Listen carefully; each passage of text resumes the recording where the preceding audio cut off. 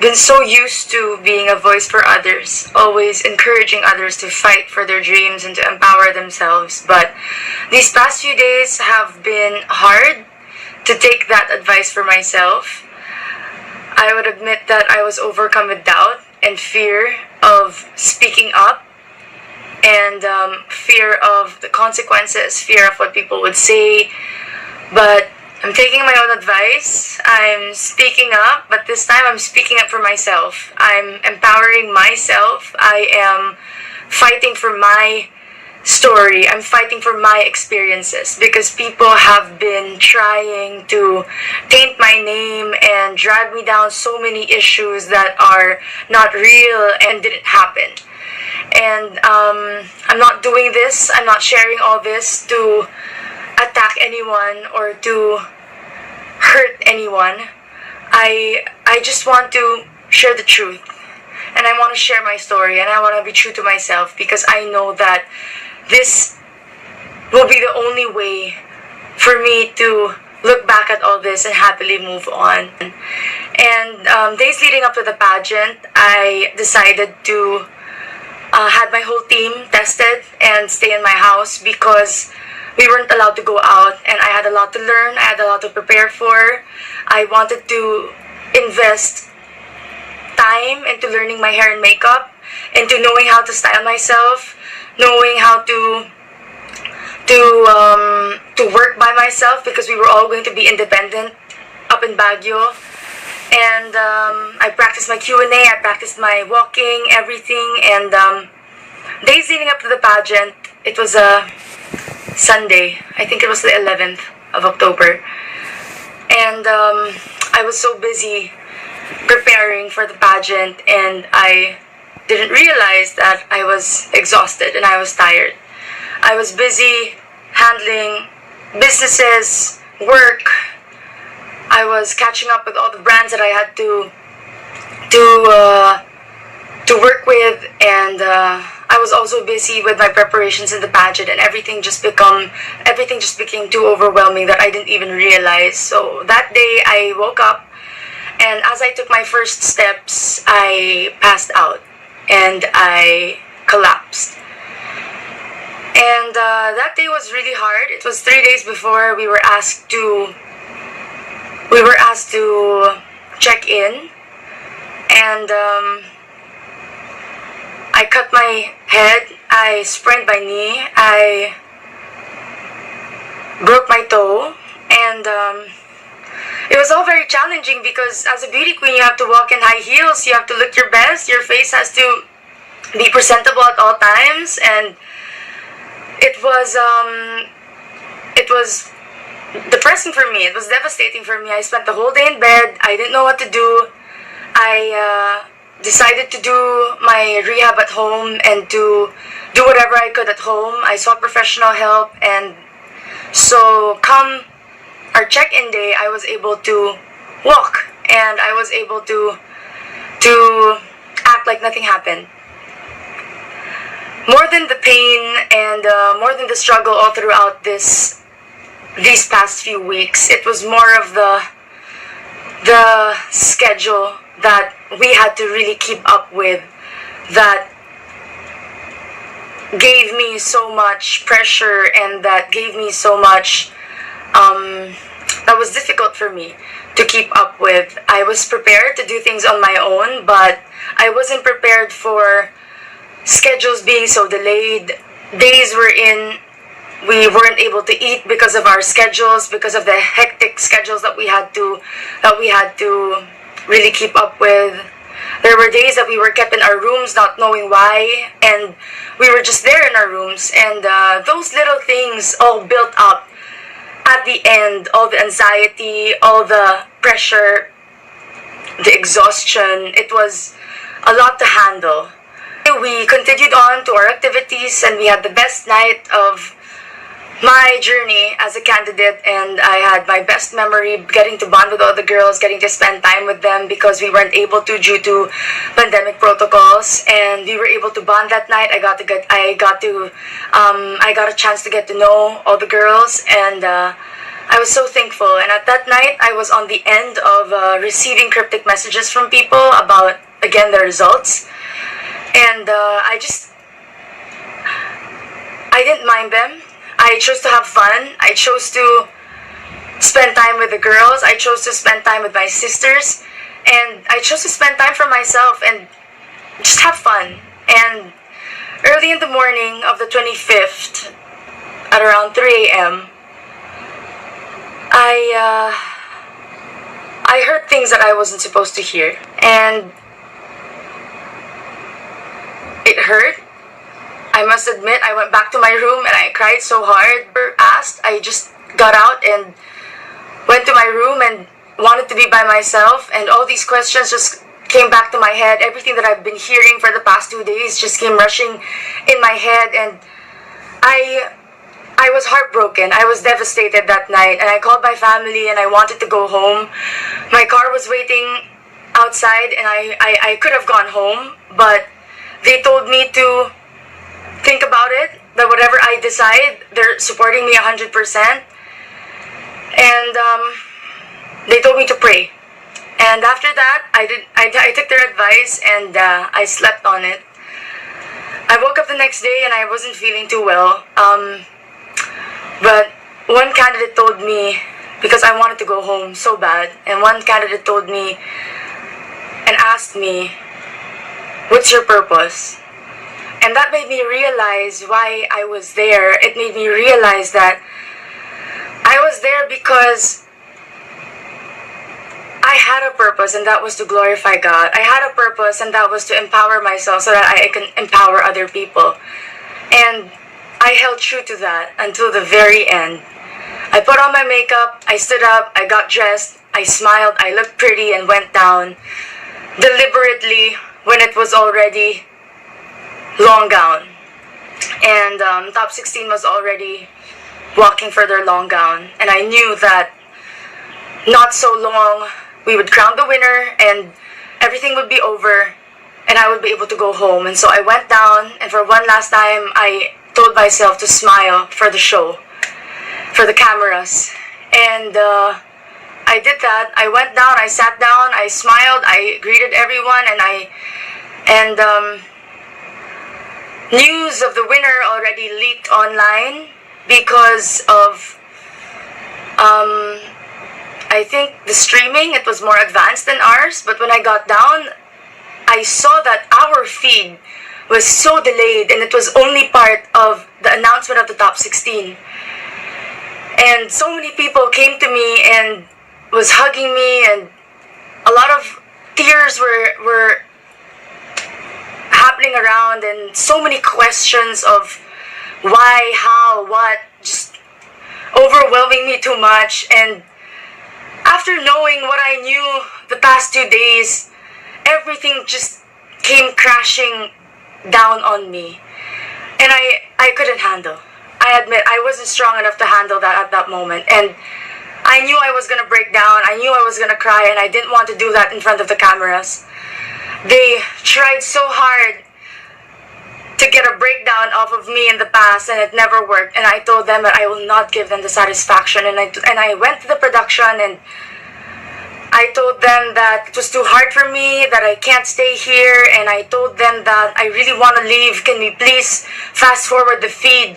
Because they already announced online who the winner was. And they said they can't because we have to finish the feed and we're filming. And I said, I can't do this. And I said, can we please just finish? And they told me they had to take the picture. And I said, can we just do it now? And they said they couldn't. And I said, I'm sorry that I had to leave. And I left. And at that moment, I just realized that for 9 months, I kept putting this journey first. I kept putting this organization first. And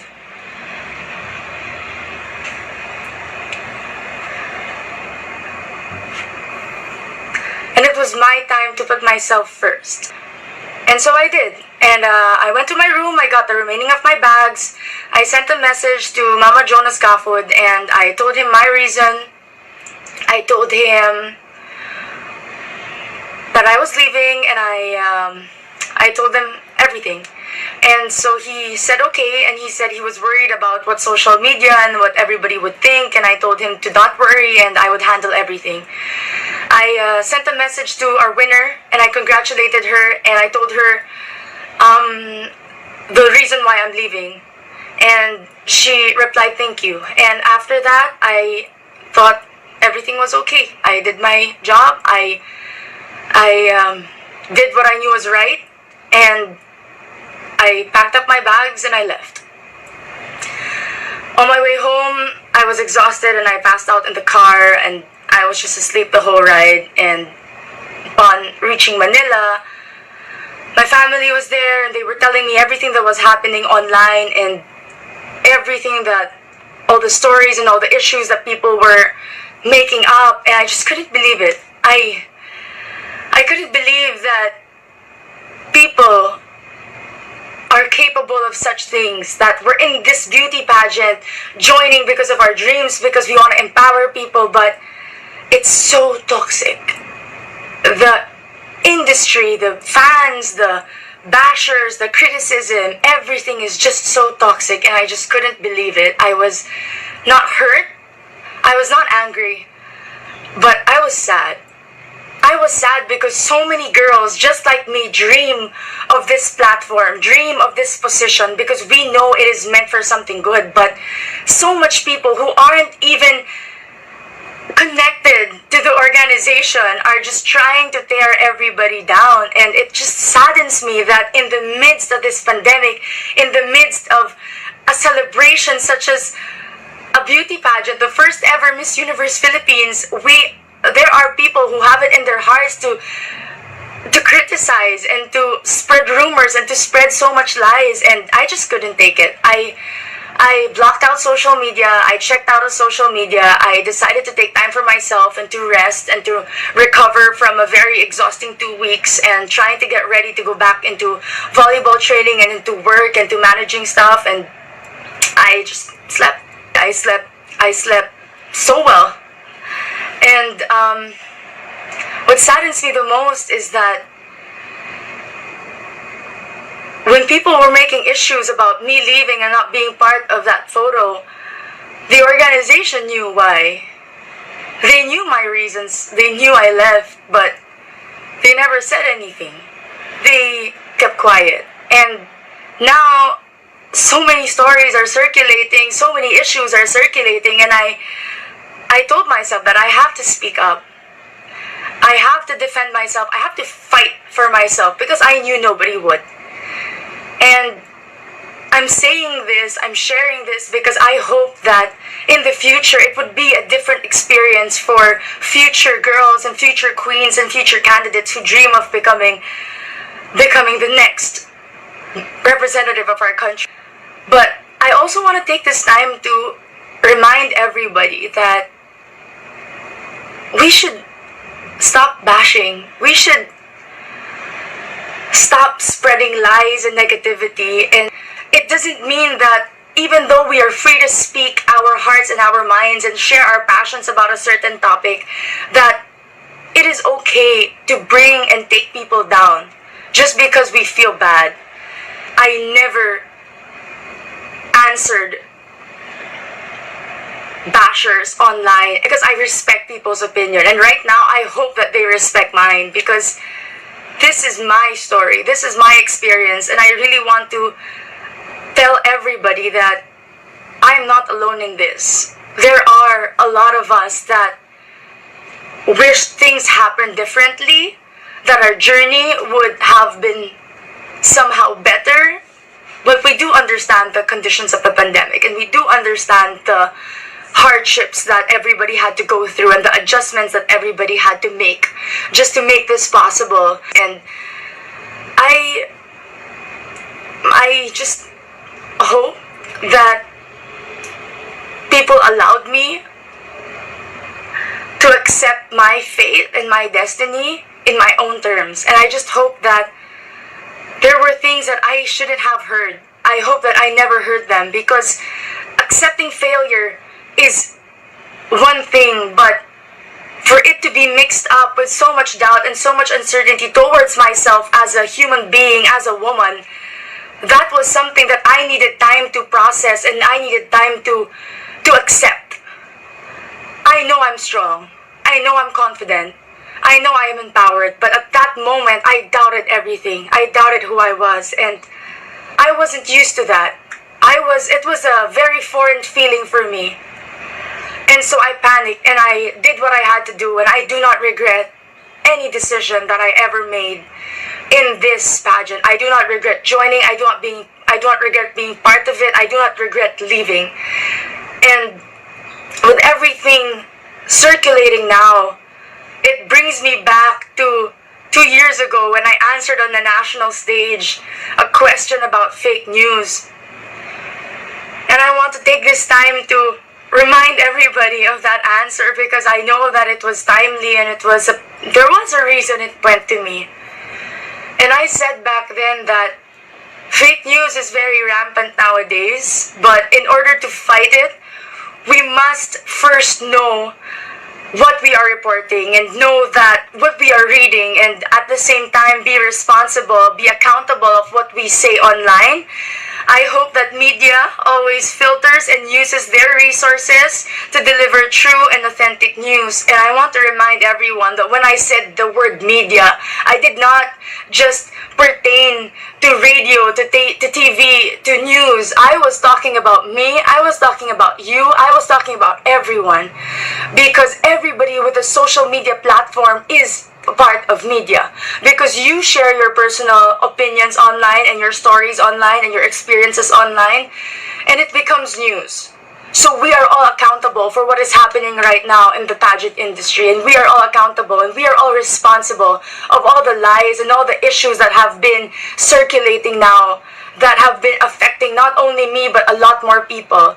And I just want to take a stand on this because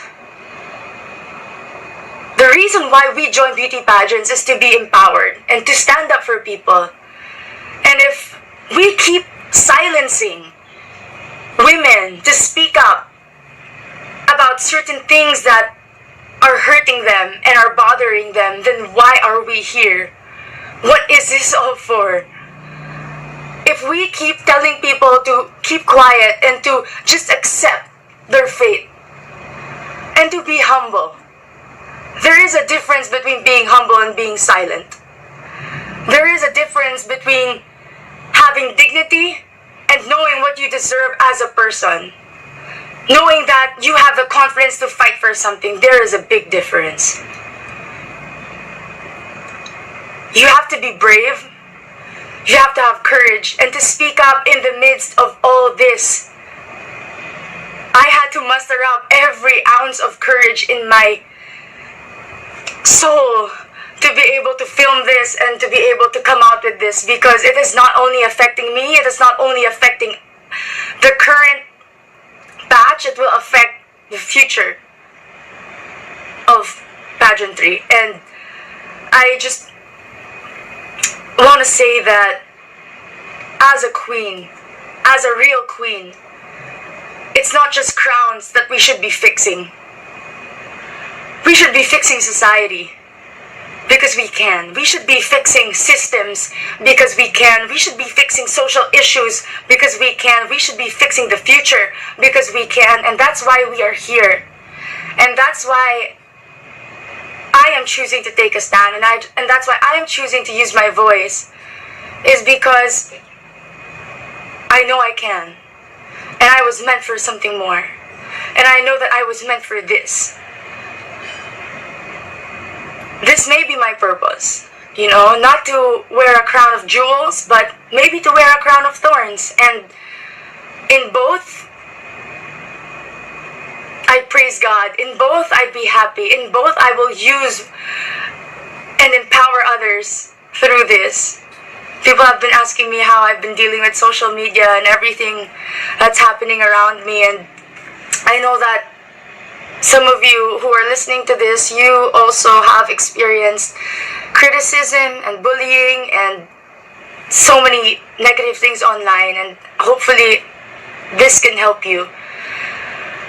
Ever since I started having a life in the public eye, I've always played, I've always performed, I've always lived for one thing, for one person, and that is God. And I learned to never seek approval. I learned to never seek the praises or the validation of people. And that is the reason why I also don't die by their criticism. I live my life for my purpose. I live my life for one reason.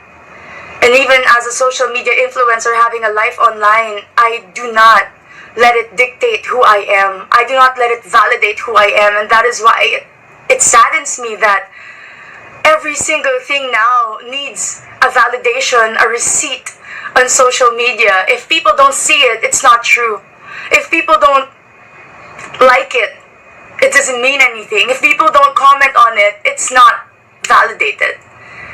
And it has to stop. It has to stop, not only for ourselves but for the people around us. We can't connect, we can't associate our worth as human beings, as a women, with who we are online.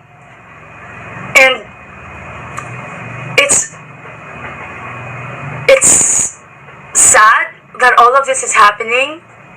I hope that I could accept, enjoy, and go through this journey as smoothly as possible, but I guess that wasn't the case for me, because I'm here now and I have to speak up about this, and I have to get this out of my chest, because I know that this is the only time that I can really be able to move on. And I'm not doing this to change people's opinion of me. I'm not doing this to convince anyone. I'm doing this to say my truth. I'm doing this to say my experience and to share my story, because I know that somebody out there watching stands with me on this. And I'm not alone standing in this, because all the people behind me, all the women behind me, we are standing for something greater. We are standing for something much more than our pageant experiences. And I hope that by sharing this, people just learn how to appreciate beauty pageants for what it is. To not be so quick to judge a person, organization, a candidate, because you don't know what we go through. You do not know what happens behind the scenes of every picture, every video, every production number that you see on TV. Nobody knows the hours that were put into it, the effort that was put into it. And so all our feelings are valid. And you cannot tell us to just keep quiet about this, because why are we here? Why are we advocates? Why are we women who dream of changing our cities, our countries, and the universe if we can't even speak up about certain issues such as this? If we cannot speak up about online bullying and cyberbullying and people spreading lies and fake news just spreading all around. And I know there will be a lot of negativity after this, and I just want to say that this will be my final word. I will not be entertaining questions. I will not be entertaining interviews after this. And once I put this out there, I hope that as much as I respected everybody's opinion of me, the good, the bad, I've embraced all of it. I'm asking all of you to respect mine and to respect my own opinion right now. And after this, we're all going to move on. We're all going to be happy. We're all going to support the person, the organization that we need to support as one country, as one Philippines. And I hope that we may all learn from this and grow from this and just put an end to all of the negativity that everybody has been spreading online.